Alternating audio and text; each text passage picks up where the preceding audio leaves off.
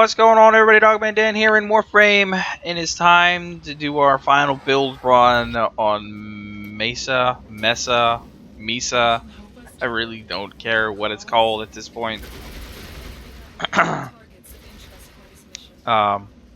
Okay, so we're gonna have some fun in here.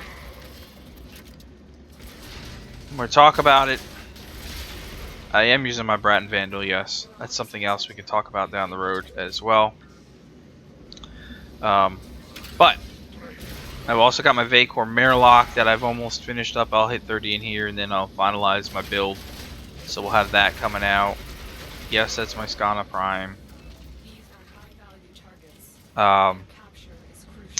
Really, I'm enjoying, I guess right now at this moment, the Syndicate mods and the Syndicate weapons, because that's where I'm at in terms of game right at the moment. Obviously, I'm at Mesa as well, so it's you know, I'm taking my time as I always do. I can't rush through things. I don't have a lot of time to rush through things. I can't spend one night, never have been able to spend one night, you know, dropping in 5 forma on something. I just don't have that capability. And it's not even just because I'm old, because I am old. It's just I don't have the mentality, I guess you could say, to be able to sit in the game for that many hours. Honestly, I think most people can attest. I'm in and out. I mean, everybody that's in the clan or everybody that's in the alliance, you guys see me on and off. I'll be on and off, of course, when I'm on vacation break. I'm on and off, on and off, on and off. But usually when I'm on at night, it's like late my time. I wouldn't say late, but it's usually evening. Maybe 8 o'clock, 9 o'clock is when I get on, and I'm on for a few hours. Depending upon what we're doing, but that's about the max of it. I mean, I could really only get like maybe 3 hours in a night before I'm just too tired to do it anymore, and I need to take a break and move on to something else. Which is why we always have other games, and I'm a gamer, and I have a million games that I'm playing, right? Yeah, my mind just doesn't allow me to stay and do one thing for 8 hours straight, which, you know.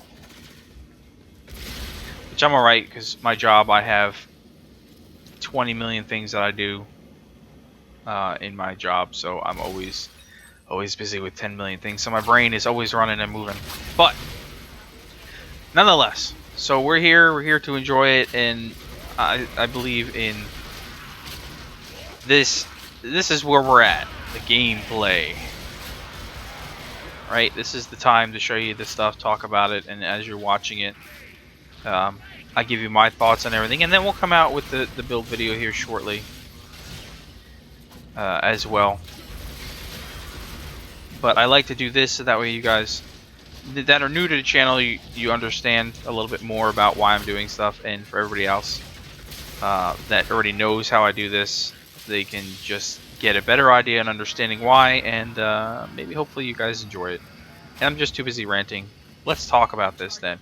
So, in terms of Mesa, okay, I can't say that I've ever used a ballistic battery. I've really not found much use for it at all. I understand the concept of it, where it sucks in all the damage. It's like a 70% max damage return. Something like it adds 1600 damage to the bullet when you shoot it, but just the whole way that it operates, the mechanic of it for me is just too much. Like, you activate it, it sucks up all its raw energy from your weapons, and then you have to activate it again to actually shoot it off, and it's just one freaking bullet. To me, that's just useless for one pellet. Well, I mean, if it's like a multi-shot or a shotgun, it splits the damage across all projectiles, but effectively it's a one-time shot, so to me it's useless, and so I don't even bother with it. My most used are definitely Shooting Gallery and Shatter Shield. There's a couple ways I can use Shooting Gallery. I've got a standard one that's set up for myself as a solo, and then I've got one that is actually set up as a team-based, And that team-based one is using the Muzzle Flash Syndicate mod. So that Muzzle Flash Syndicate mod does a blinding burst for switching between players. Now, this is only a mod that's effective when you're actually with other players. So that's why I've got a team-based build for her. But when I'm doing solo like this, I've got a different setup. And right now, I'm not actually on the setup I would normally be on. I'm building a third one. But the third one, really, and we'll talk about it in the video when we do it. The third one is really me testing out the primed mods. No, I have not maxed the prime mods.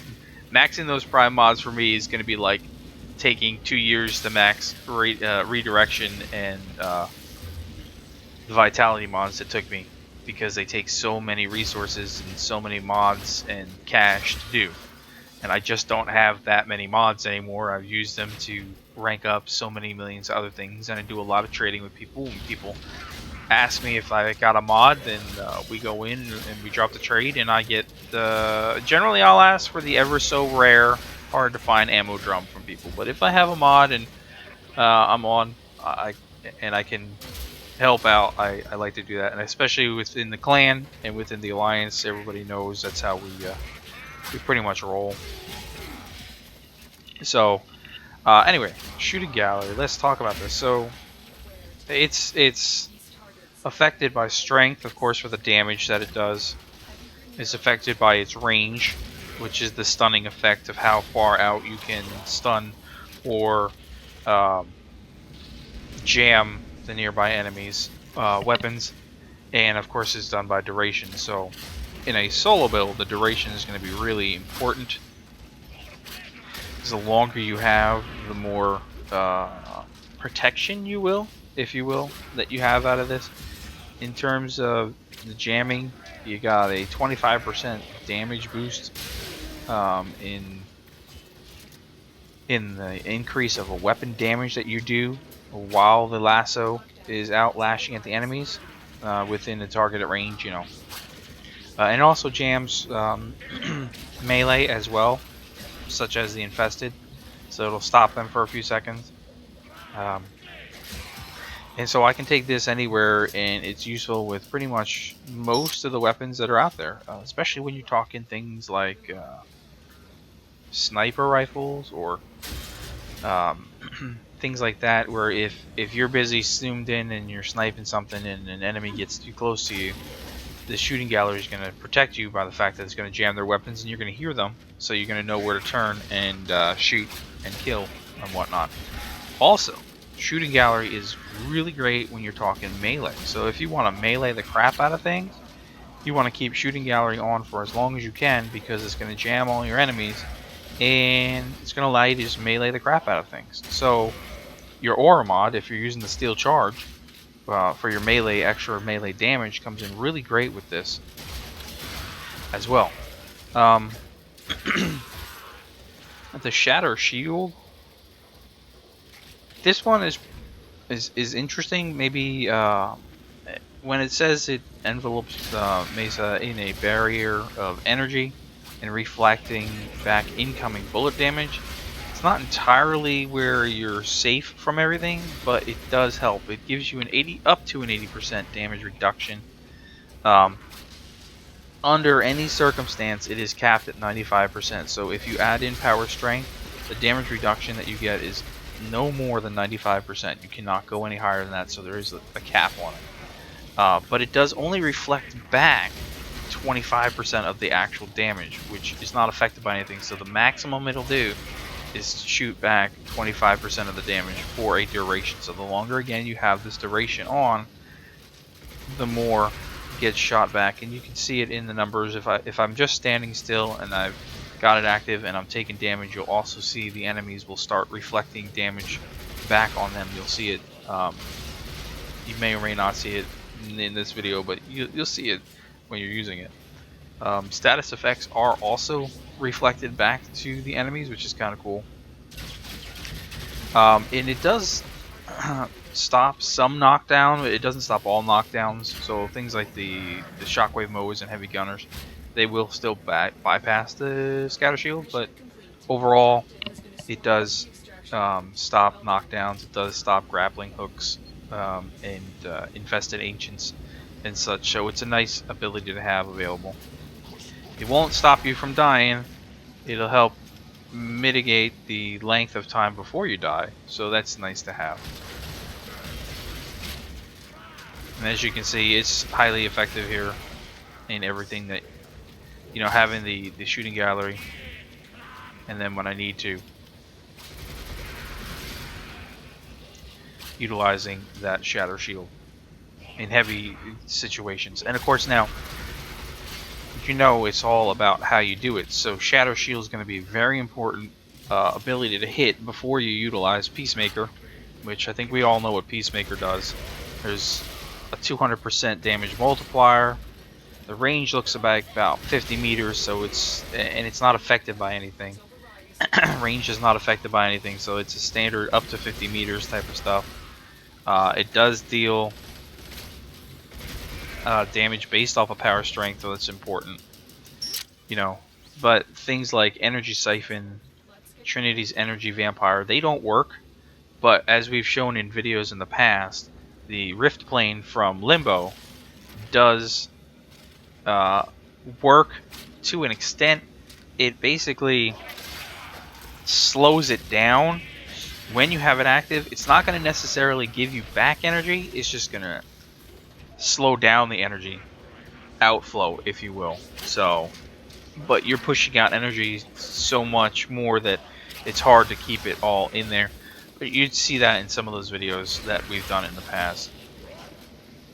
So, but this one is one of those, you know, the ultimate, the AoE, that just take it out from anywhere, do your damage, knock things down, and raffle stomp the crap out of it. And that's basically, you know, the way this whole thing works. So you're going to find me using Shooting Gallery for everything. I think that that's the best ability on her. Obviously Shatter Shield being the second best, and then in the all get out and go situation, you drop out the Peacemaker. But again, for me, Ballistic Battery is pretty much useless. Like I said, I just don't really see the one bullet doing anything for me at all. So I really would hope that if they do adjust anything on her, that they take some time to maybe readjust that first ability mechanic or how it works or something. Maybe in a boss fight, you know, that becomes pretty situational, that it could be something that's useful in a boss fight. If you know, you're talking about you versus whoever, you're gonna grab your damage and then you can drop that damage back on them. Yeah, I could see some use in there, but excuse me, the way it currently works is just not good enough. And that's fine. I think it's safe to say that on most frames you tend to have at least one ability that's useless based off of your playstyle, entirely off of your own playstyle. It's not like that for everybody at all.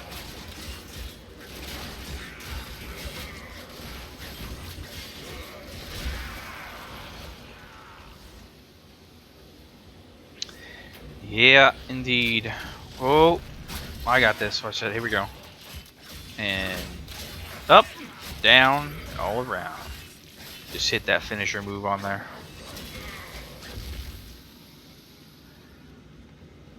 I haven't done any of the year in review videos, or I haven't done any best of or top 5 of anything or top 3 of anything. I really haven't thought too much in it, or I shouldn't say that. I've thought about it, and I'm not really sure how to approach